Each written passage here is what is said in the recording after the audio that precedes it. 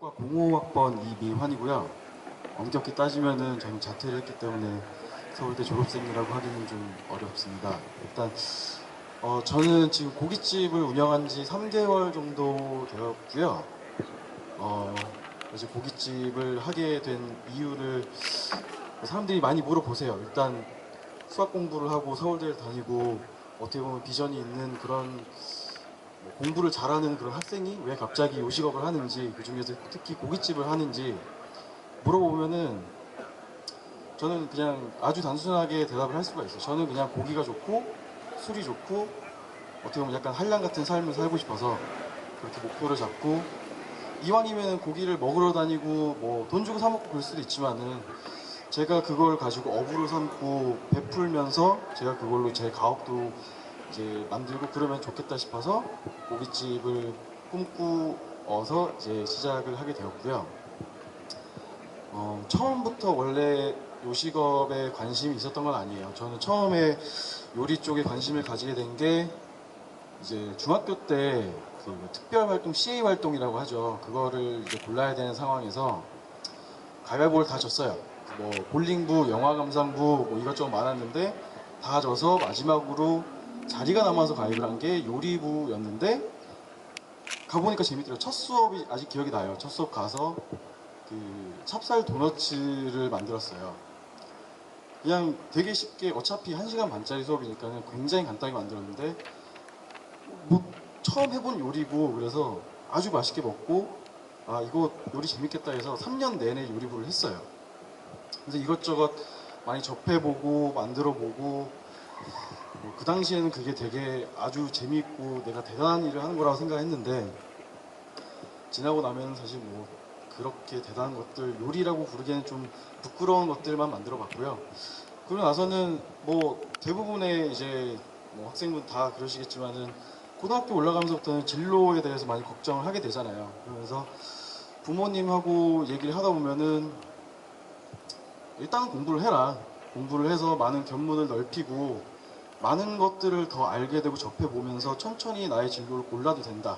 그렇게 설득을 당해서 공부를 시작을 했어요. 그리고 뭐 남들 다 하듯이 공부하고, 사실 그렇게 좋은 성적은 아니었지만 수능이 굉장히 좀 대박이 난 케이스라 어떻게 서울대로 왔고, 서울대를 들어오고 나서는 사실 굉장히 많은 방황을 했어요. 입학하자마자 조금 이제 집안일에 좀 이제 안 좋은 일들이 생기면서 학교 자체를 조금 빠지게 되고, 뭐 흔히 이제 처음 적응하게 된 세터 뭐 이런 자리도 아무것도 못 가고, 그러면서 입학하자마자 그냥 휴학을 결정을 하고, 뭐 사실 휴학도 부모님 몰래 했었거든요. 몰래 하고 이제 그러다 보니까 나와서 살려면은 돈도 벌어야 되고, 그래서 알바를 처음 시작한 게 강남에 그 지금 그 신도년 쪽에 그 한신포차 거리 유명하잖아요. 그쪽에서 갈비집 야간 알바를 시작을 했었어요. 그러면서 거기는 대부분의 손님들이 뭐 유흥업 종사자들부터 시작해서 술 많이 드신 분들이 굉장히 많이 와요. 근데 야간에 오셔서 그분들은 평소에 되게 예민하신 분들이겠지만은 더 많은 이제 서비스를 요구를 하시고, 어떻게 보면 소위 말하는 더 많은 진상을 부리시고 그러시는데, 그거를 응대를 일일이 하는 게 어떻게 보면 저는, 아까 그 얘기한, 제가 게임을 되게 좋아하거든요. 그 손님들을 응대하고 서비스를 제공하는 게 저한테는 하나의 타이쿤 게임 같은 것처럼 이렇게 느껴졌었어요. 막 짤짤 타이쿤 막 이런 거 아시죠? 그런 거라고 생각을 하고, 이 손님은 뭐 내가 어떤 퀘스트다 이렇게 생각하면서 만족스럽게 해드리면은 뭐 팁이라도 한 장 받고 막 이런 게 있었거든요. 그래서 그렇게 재미를 붙이고 그러다가, 사실 알바하면서는 고기를 못 먹어봐요.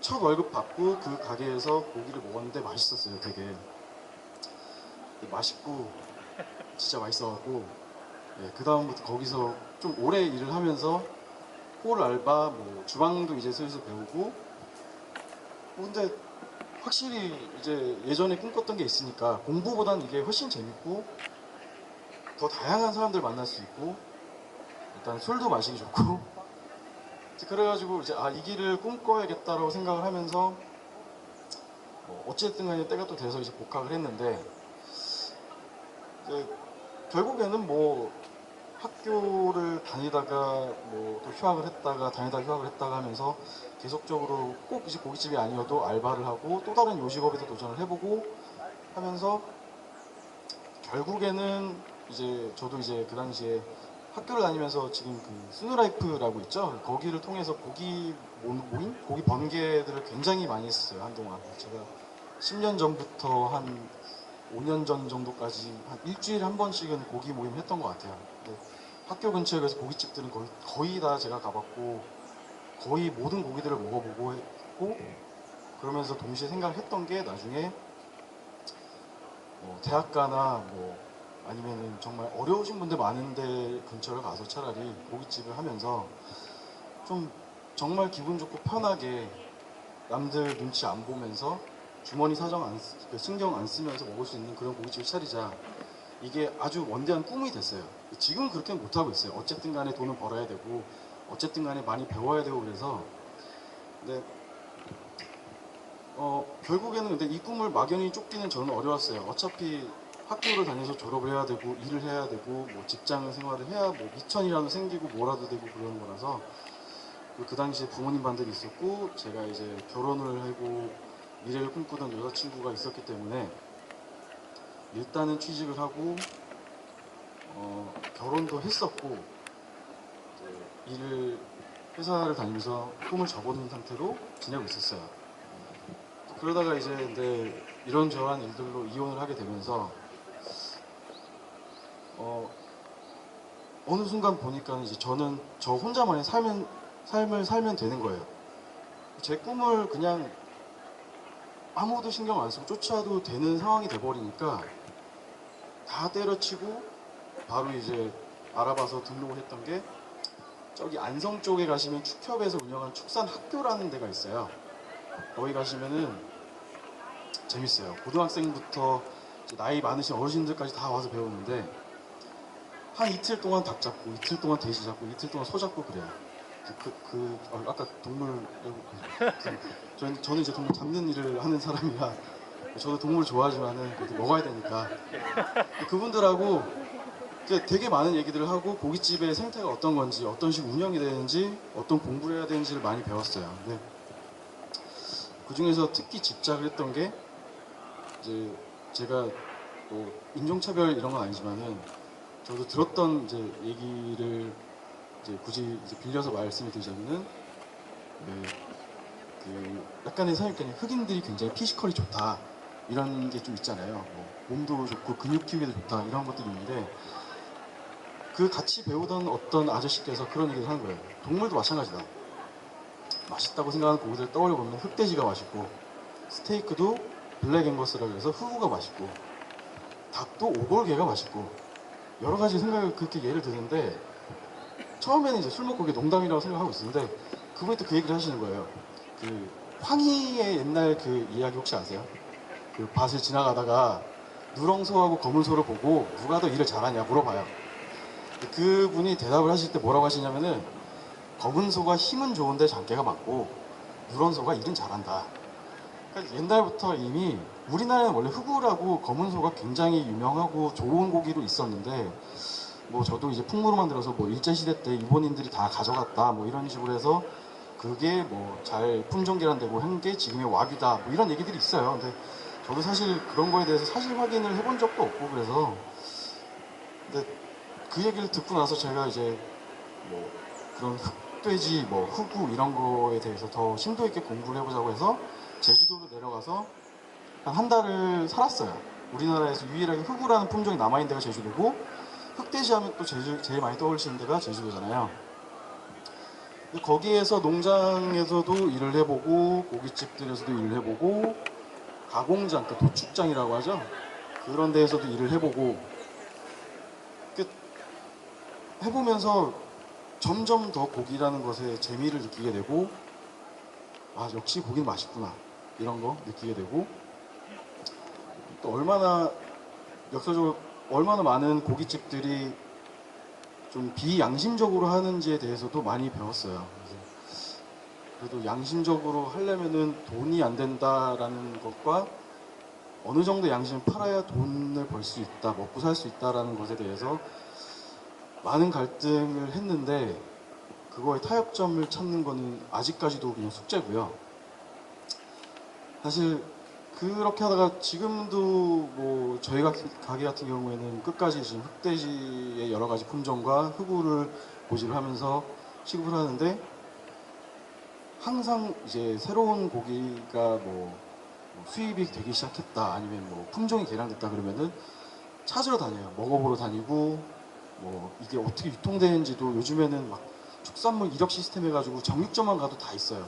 조회가 다 되거든요 인터넷에. 그래서 그런 걸로도 다 찾아보고 공부를 해보고 그러는데 그런 끊임없는 공부랑 끊임없는 호기심이랑 끊임없는 뭐 연구라고 해야 되나 그런 게 어떤 길을 가든 다 필요하다고 생각이 되고 고기를 저는 앞으로도 어차피 계속 좋아할 거라서 계속 고깃집을 하든 최소한 고기랑 관련된 어떤 요식업을 하든 생각은 하고 있어요. 그쪽 관련해서 아주 큰 이제 뭐 아까 뭐 여러 가지 뭐 최종 목표들에 대해서 다들 말씀하셨는데 제 최종 목표는 일단은 대학가를 생각하고 있어요. 이왕이면 서울대 근처가 좋겠지만 대학가 쪽에 그 응답하라 시리즈 보면 다 하숙집으로 나오잖아요. 저는 좀 큰 하숙집, 좋은 건물 이제 모두의 꿈인 건물주가 되는 게 꿈인데 하숙집을 해서 많은 학생들을 정말 잘 보살펴주고 1층은 무조건 고깃집을 할 거예요. 그래서 우리 세입자분들은 마음 놓고 드실 수 있고 마음 놓고 즐기고 뭐 그렇게 하다가 뭐 진짜 그 학생이 정말 잘 돼가지고 성공을 하고 나중에 기억을 해서 돌아와주면 인사하러 와주면 진짜 기분 좋을 것 같아요. 그게. 근데 그거 이상으로는 사실 딱히 고기를 제가 팔고 취급하고 그러면서는 가장 많이 느낀 건 고기가 맛있다 물론 다 있지만은 고기는 좋아하는 사람과 먹어야 맛있고 술도 마찬가지고 사람을 많이 상대하게 되고 사람에 대해서 알게 되는 가장 쉬운 우리나라 사람들이 가장 좋아하는 간편한 술자리가 삼겹살에 소주 한 잔이잖아요. 그 소통의 자리 자체도 이제는 정말 즐길 수 있게 됐고 고기라는 것에 관심을 뭐 안 가질래야 안 가질 수가 없는 사회 구조인 것 같아요. 우리나라 사람만큼 고기 많이 먹는 나라들이 그렇게 많지가 않아요. 소고기를 많이 먹는 나라는 아르헨티나가 굉장히 유명한데 우리나라 사람들의 한 두세 배는 먹거든요. 거기는 하루 한 끼가 무조건 소고기예요. 그래서 우리나라엔 수입이 안 돼요. 거기 가서 소고기를 한번 제대로 먹어보는 게 꿈이고 또 뭐 여러 가지 많이들 또 알고 계시는 게 뭐 유통업자들이 아주 많고 유통 마진이 사악하기 때문에 실제 소비재 가격이 굉장히 비싸진다 이런 얘기들 많이 하는데 그런 것들도 다 없애고 직접 다 하기 위해서 스마트팜 사업이라든가 그런 쪽으로도 관심이 많아요. 직접 돼지를 기르고 소를 기르고 닭 기르고 하는 것에도 관심이 많아서 제주도에 지낼 때 제 애완 돼지가 한 마리 있었어요. 이름도 지어줬는데 백구미였는데 이름이 백구미인 게 베이컨 꿈나무를 줄여서 백구미라고 짓고 실제로 걔를 이제 잡아먹긴 했어요. 네, 저희 가족들도 드리고 직원 회식할 때도 먹고 베이컨도 실제로 만들어봤는데 베이컨은 처음 만들어보니 완전 실패를 해서 맛이 없었어요. 그거는 그래서 차마 그거는 뭐 상품화를 시키고 이제 그럴 생각은 없고 근데 점점 그 제 꿈이라는 최종적인 고깃집의 그 어떤 형태에 다가가기 위해서는 계속적으로 저는 공부를 해야 되고 더 많은 경험을 넓혀야 된다 생각하는데 그러기 위해서는 고기를 많이 먹어보는 수밖에 없거든요 제가. 근데 어느 순간 제가 지금 제일 후회되는 거 한 가지는 고깃집을 차려놓고 정말 즐거워서 먹으러 다닐 때는 많은 데를 돌아다녔지만 지금은 나가지를 못해요. 먹을 수 있는 시간에 저는 제 가게에 있어야 되고 일을 해야 되고 작업을 해야 되고 청소를 해야 되고 끝나고 나서 혼자 가게에서는 열심히 구워 먹어요.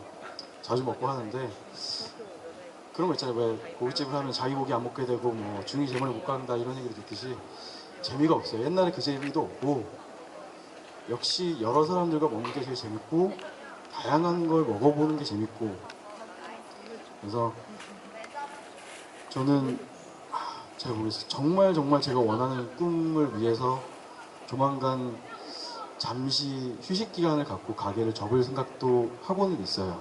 근데 그렇다고 해서 제가 제 고깃집이란 꿈을 버리고 다른 길을 선택하겠다 이런 의미가 아니라, 하나의 꿈을 이루고 나면은 1차적인 꿈이라는 건 있어요, 누구나. 근데 그 다음 꿈을 위해서 준비를 하는 단계가 필요하고 점점 더 많은 목표가 생기게 되고, 그 안에서도 자기는 준비를 하지만은 실패하는 경우도 생길 거고 여건에 따라서 이루지 못하는 것들이 생길 거고. 그런데 어찌됐든 간에 뭐 모르겠어요. 고깃집이라는 거, 뭐 요식업을 혹시 꿈꾸시는 분이 있다면은 뭐 다들 자기 하는 일을 추천하지 않죠. 고깃집은 추천은 안 해요.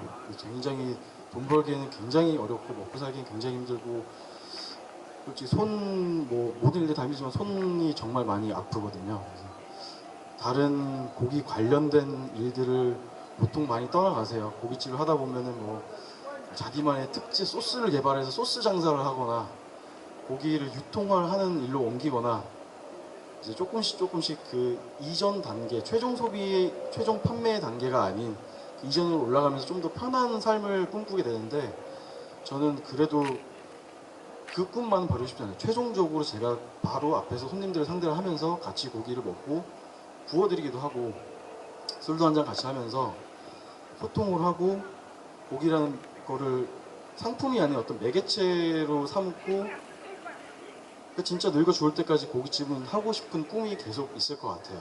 네. 고기 많이 사랑해 주시고요. 뭐 혹시라도 강연 보시고, 뭐 제가 어디 있는지는 말씀을 안 드릴 거지만 어딘지 혹시라도 나중에 물어보시면 알려드릴 테니까 제가 고기는 꼭 서비스로 많이 챙겨드리겠습니다. 어디 가서 고깃집 드시고 뭐 맛없고 그래도 너무 불평해 주지 말아주시고요. 맛있으면 맛있다고 그 한마디가 굉장히 어떤 요식을 하든 되게 힘이 많이 되거든요. 그래서 서로 이제 감사 인사와 이제 그런 표현들에 대해서 적극적이었으면 하는 게 이제 또 바람이고, 고깃집을 나중에 하고 싶은 사람은 없죠, 지금. 다행이네요. 네. 그러면 다음으로 바톤을 넘겨도 괜찮을까요?